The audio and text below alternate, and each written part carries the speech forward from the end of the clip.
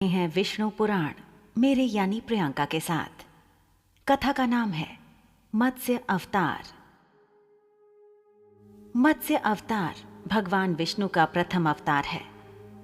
मछली के रूप में अवतार लेकर भगवान विष्णु ने एक ऋषि को सब प्रकार के जीव जंतु एकत्रित करने के लिए कहा और पृथ्वी जब जल में डूब रही थी तब मत्स्य अवतार में भगवान ने उस ऋषि की नाव की रक्षा की। इसके पश्चात ब्रह्मा ने पुनः जीवन का निर्माण किया। एक दूसरी मान्यता के अनुसार एक राक्षस ने जब वेदों को चुराकर सागर की अथाह गहराई में छुपा दिया तब भगवान विष्णु ने मत्स्य रूप धारण करके वेदों को प्राप्त किया और उन्हें पुनः स्थापित किया। मत्स्य अवतार की कथा। एक बार ब्रह्मा जी की असावधानी के कारण एक बहुत बड़े दैत्य ने वेदों को चुरा लिया। उस दैत्य का नाम हयग्रीव था। वेदों को चुरा लिए जाने के कारण ज्ञान लुप्त हो गया। चारों ओर अज्ञानता का अंधकार फैल गया और पाप तथा अधर्म का बोलबाला हो गया। तब भगवान विष्णु ने धर्म की रक्षा के लिए मत्स्य रूप धारण करके हयग्रीव का वध किया और वेदों की रक्षा की। भगवान ने मत्स्य का रूप किस प्रकार धारण किया, इसकी विस्मयकारिणी कथा इस प्रकार है। कल्पांत के पूर्व एक पुण्यात्मा राजा तप कर रहा था। राजा का नाम सत्यव्रत था। सत्यव्रत पुण्यात्मा तो था ही, बड़े उदार हृदय का भी था। प्रभात का समय था, सूर्योदय हो चुका था। सत्यव्रत कृतमाला नदी में स्नान कर रहा था। उसने स्नान करने के पश्चात जब तर्पण के लिए अंजलि में जल लिया तो अंजलि में जल के साथ एक छोटी सी मछली भी आ गई। सत्यव्रत ने मछली को नदी के जल में छोड़ दिया। मछली बोली, राजन, जल के बड़े बड़े जीव छोटे छोटे जीवों को मारकर खा जाते हैं। अवश्य कोई बड़ा जीव मुझे भी मारकर खा जाएगा। कृपा करके मेरे प्राणों की रक्षा कीजिए। सत्यव्रत के हृदय में दया उत्पन्न हो उठी। उसने मछली को जल में भरे हुए अपने कमंडलू में डाल लिया। तभी एक आश्चर्यजनक घटना घटी। एक रात में मछली का शरीर इतना बढ़ गया कि कमंडलू उसके रहने के लिए छोटा पड़ने लगा। दूसरे दिन मछली सत्यव्रत से बोली, राजन, मेरे रहने के लिए कोई दूसरा स्थान ढूंढिए, क्योंकि मेरा शरीर बढ़ गया है। मुझे घूमने फिरने में बड़ा कष्ट होता है।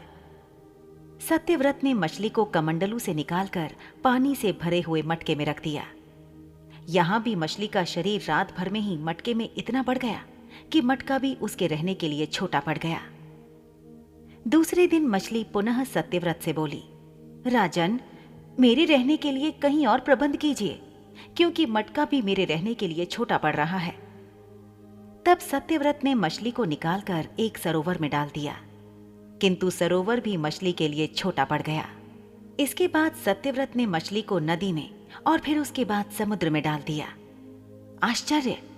समुद्र में भी मछली का शरीर इतना अधिक बढ़ गया कि मछली के रहने के लिए वह छोटा पड़ गया।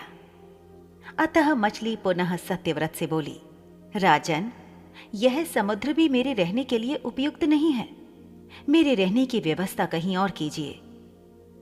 अब सत्यव्रत विस्मित हो उठा। उसने आज तक ऐसी मछली कभी नहीं देखी थी। वह विस्मय भरे स्वर में बोला, मेरी बुद्धि को विस्मय के सागर में डुबो देने वाले आप कौन हैं? मत्स्य रूपधारी श्री हरि ने उत्तर दिया, राजन, हयग्रीव नामक दैत्य ने वेदों को चुरा लिया है। जगत में चारों ओर अज्ञान और अधर्म का अंधकार फैला हुआ है। मैंने हयग्रीव को मारने के लिए ही मत्स्य का रूप धारण किया है। आज से 7वें दिन पृथ्वी प्रलय के चक्र में फिर जाएगी। समुद्र उमड़ उठेगा, भयानक वृष्टि होगी, सारी पृथ्वी पानी में डूब जाएगी। जल के अतिरिक्त कहीं कुछ भी दृष्टिगोचर नहीं होगा। आपके पास एक नाव पहुंचेगी। आप सभी अनाजों और औषधियों के बीजों को लेकर सप्त ऋषियों के साथ नाव पर बैठ जाइएगा। मैं उसी समय आपको पुनः दिखाई पड़ूंगा और आपको आत्म तत्व का ज्ञान प्रदान करूंगा। सत्यव्रत उसी दिन से हरि का स्मरण करते हुए प्रलय की प्रतीक्षा करने लगे। 7वें दिन प्रलय का दृश्य उपस्थित हो उठा। समुद्र भी उमड़कर अपनी सीमाओं से बाहर बहने लगा। भयानक वृष्टि होने लगी। थोड़ी ही देर में सारी पृथ्वी पर जल ही जल हो गया। संपूर्ण पृथ्वी जल में समा गई। उसी समय एक नाव दिखाई पड़ी। सत्यव्रत सप्त ऋषियों के साथ उस नाव पर बैठ गए। उन्होंने नाव के ऊपर संपूर्ण अनाजों और औषधियों के बीज भी भर लिए। नाव प्रलय के सागर में तैरने लगी। प्रलय के उस सागर में उस नाव के अतिरिक्त कहीं भी कुछ नहीं दिखाई दे रहा था। सहसा मत्स्य रूपी भगवान प्रलय के सागर में दिखाई पड़े। सत्यव्रत और सप्त ऋषि गण मत्स्य रूपी भगवान की प्रार्थना करने लगे। भगवान से आत्मज्ञान पाकर सत्यव्रत का जीवन धन्य हो उठा। वे जीते जी ही जीवन मुक्त हो गए। प्रलय का प्रकोप शांत होने पर मत्स्य रूपी भगवान ने हयग्रीव को मारकर उससे वेद छीन लिए। इस प्रकार भगवान ने मत्स्य रूप धारण करके वेदों का उद्धार तो किया ही, साथ ही संसार के प्राणियों का भी अमित कल्याण किया।